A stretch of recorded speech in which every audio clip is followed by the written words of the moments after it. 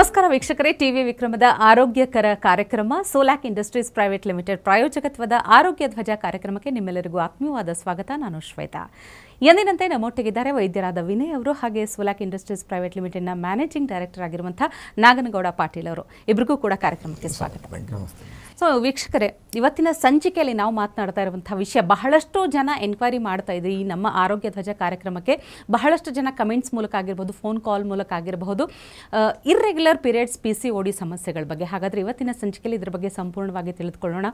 Irregular periods ಅನ್ನುವಂಥದ್ದು first of all ಯಾಕೆ ಆಗುತ್ತೆ ಅನ್ನುವಂಥದ್ರ ಬಗ್ಗೆ ಹೇಳಿ.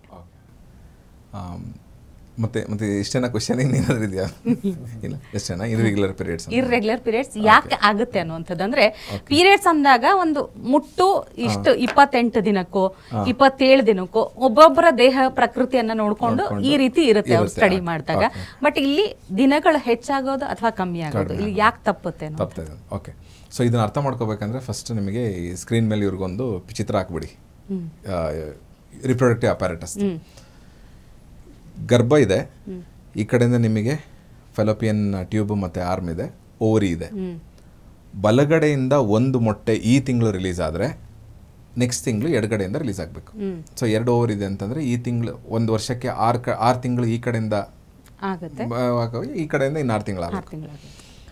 ಓವರಿಗೆ ಇದು ಕ್ಲಾರಿಟಿ ಇದೆ, ಈ ತಿಂಗಳು ನಾನು ಈ ಕಡೆಯಿಂದ ಕಳಿಸ್ಬೇಕು, ಈ ತಿಂಗಳು ನಾನು ಈ ಕಡೆಯಿಂದ ಕಳಿಸ್ಬೇಕು. So depending on there fitness, ಅವರು ಫಸ್ಟ್ ಮೊದಲನೇ ಸತಿ ಋತುಮತಿ ಆದಾಗ ಅವರ ಪೋಷಣೆ ಪಾಲನೆ ಹೇಗಾಗಿರುತ್ತೆ. ಮೊದಲೆಲ್ಲ 28 ದಿವಸ, 30 ದಿವಸ, 31 ದಿವಸ, 51 ದಿವಸ ಅವ್ರನ್ನ ರೂಮ್ ಬಿಟ್ಟೆಲ್ಲೂ ಹೊರ ಕಳಿಸ್ತಿರ್ಲಿಲ್ಲ. ಅವರಿಗೆ ಕರ್ದಂಟು, ಅಂಟುಂಡೆ, ಕೊಬ್ಬರಿ ಖಾರ, ಅನ್ನ ತುಪ್ಪ, ಚೆನ್ನಾಗಿ ತುಪ್ಪ ಊಟ ಮಾಡಿಸಿ, ಒಂದು ಹುಡುಗಿ ಥರ ಇರೋ ಹೆಣ್ಮಗಳು 50 ದಿನಕ್ಕೆ she use to become like a women and come out.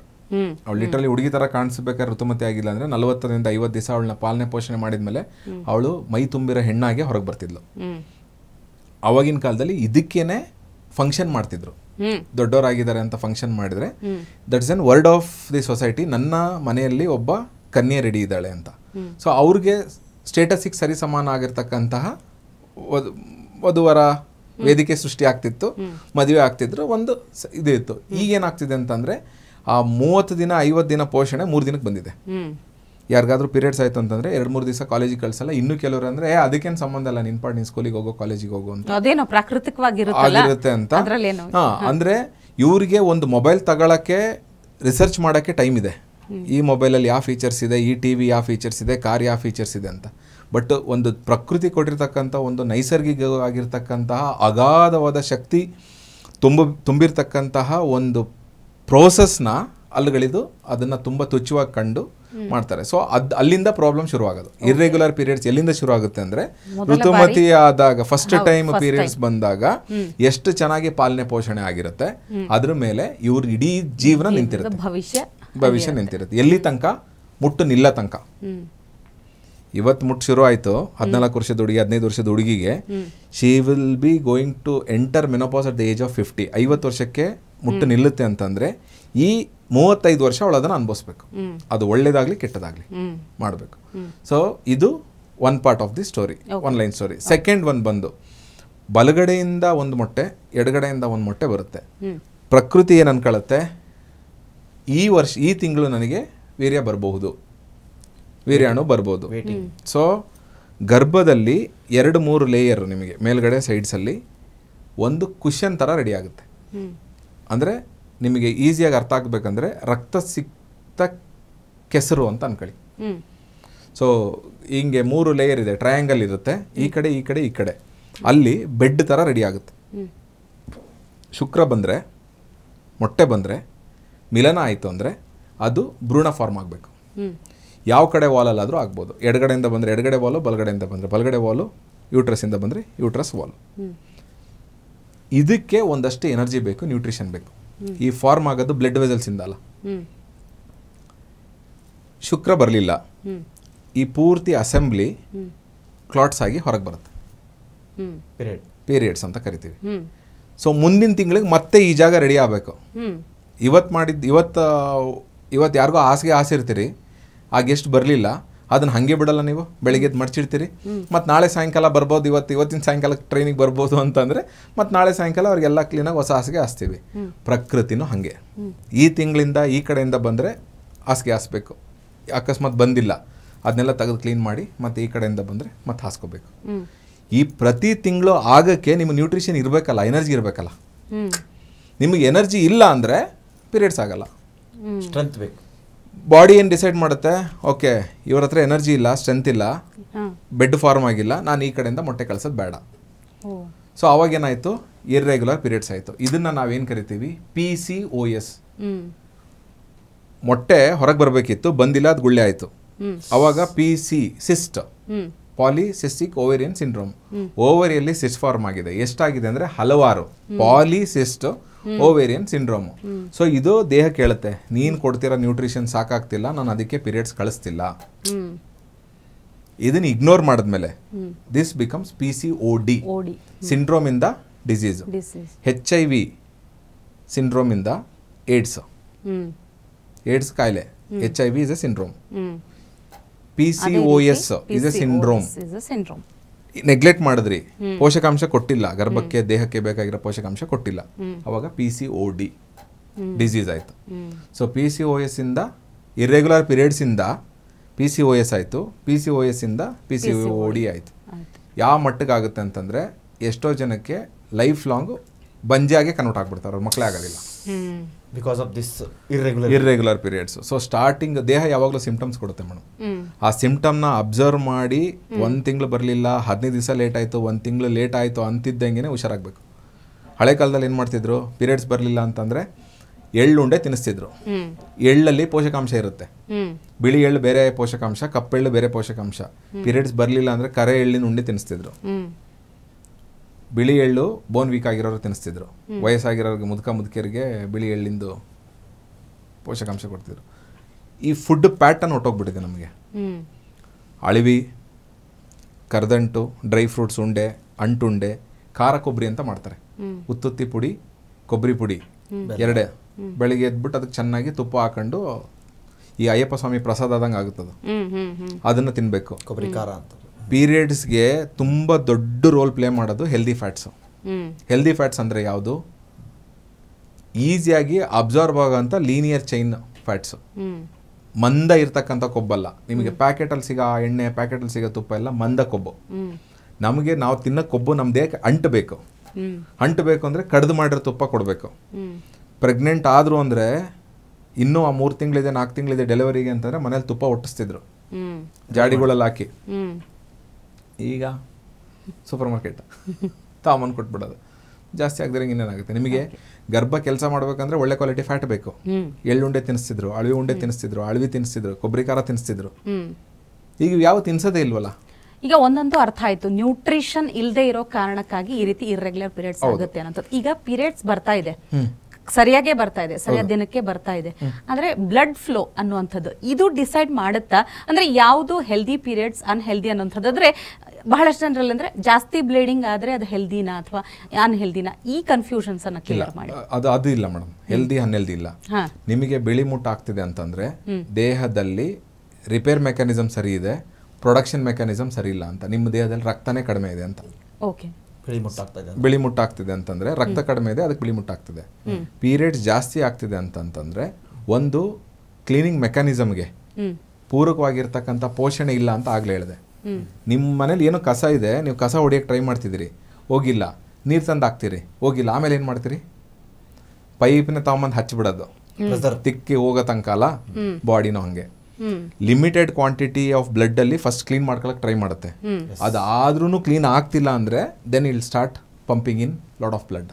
Okay, so ನಿಮಗೆ ಪೀರಿಯಡ್ಸು ಲಿಮಿಟೆಡ್ ಕ್ವಾಂಟಿಟಿಯಲ್ಲಿ ಆಗಬೇಕಾಗಿರೋ ದಿವಸ ಆಗ್ತಿದೆ ಅಂತಂದ್ರೆ ಎಲ್ಲ ಸರಿ ಇದೆ ಅಂತ.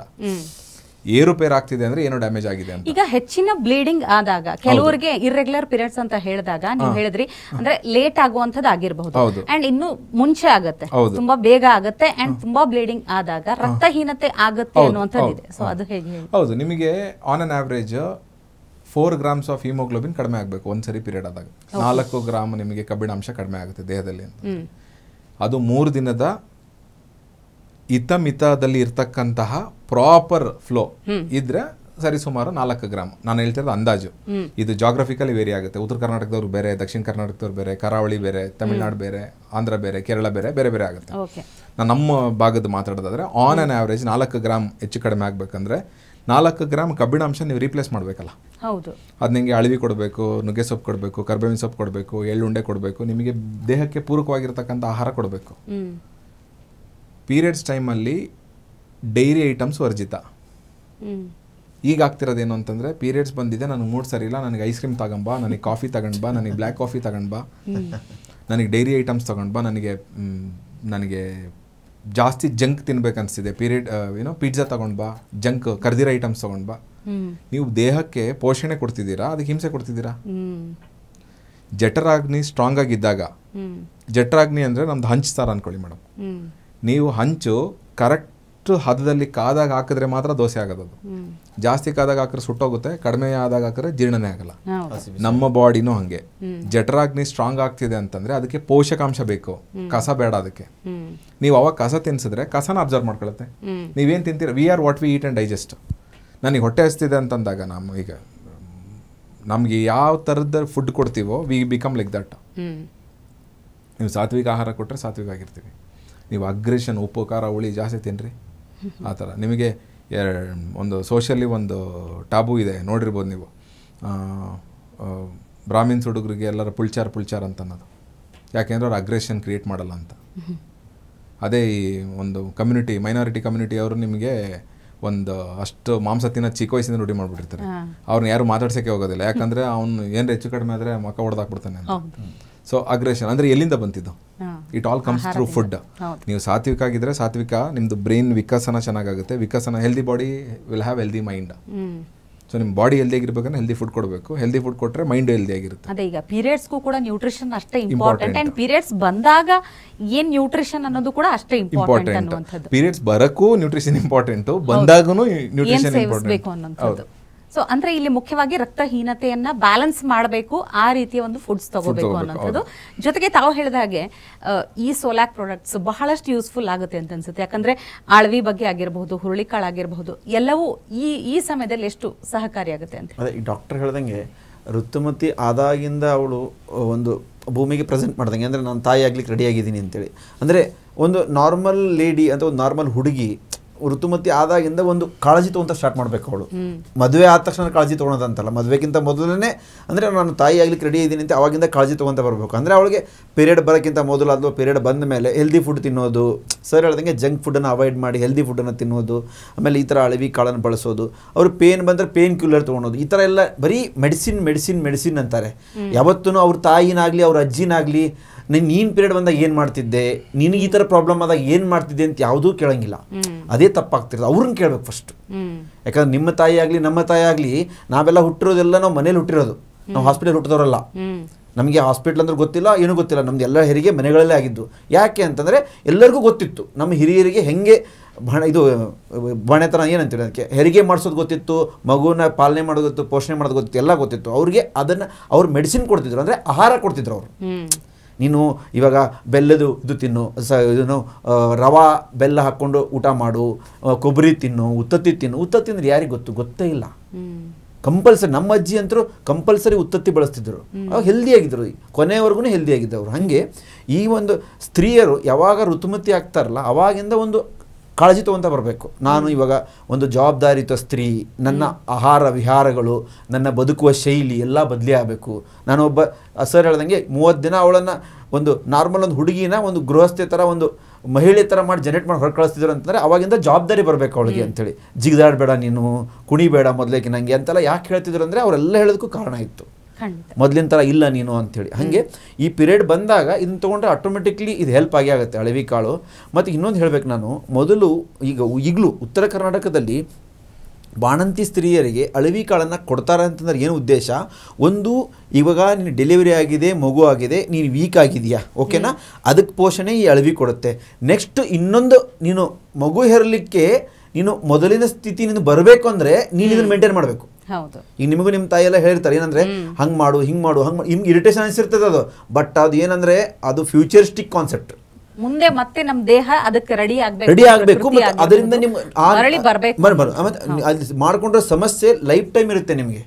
ನೀವು ಅವಾಗ ಏನಾದರೂ ನಾನು ಕಟ್ಟಿದ್ದೀನಿ, ನನಗೆ ಫ್ಯಾನ್ ಬೇಕು, ನಂಗೆ ಹಂಗೆ ಬೇಕು ಹಿಂಗೆ ಬೇಕು ಅಂತ ನೀವು ಬದುಕಿದ್ರೆ ಅಂದರೆ ಅದು ಲೈಫ್ ಟೈಮ್ವರೆಗೂ ಸಫರ್ ಆಗಬೇಕು. ಅವಾಗ ಮುಂದೆ ಏನಾದರೂ ನೀವು ಎವ್ರಿ ಡೇ ವಿಕ್ಸ್ ತೊಗೊಳೋದು, ಮಾತ್ರೆ ಹಾಕ್ಕೊಳೋದು, ಬರೀ ಇದೇ ಆಗ್ಬಿಡುತ್ತೆ ನಿಮ್ಮ ಲೈಫು.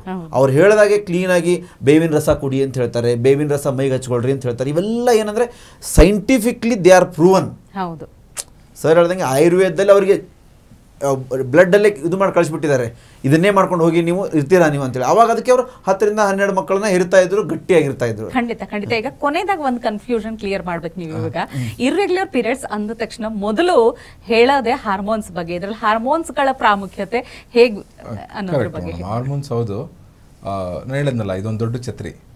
ಈ ಛತ್ರಿಯಲ್ಲಿ ಒಂದ್ ಕಡೆ ನಿಂತ್ಕೊಂಡು ಒಂದ್ ಛತ್ರಿದ ಒಂದ್ ಕೊಂಡಿ ನೋಡ್ಕೊಂಡು ಹೇಳೋದು ಹಾರ್ಮೋನ್ಸ್ ಒಂದ್ ಕಾರಣ ಅಂತ.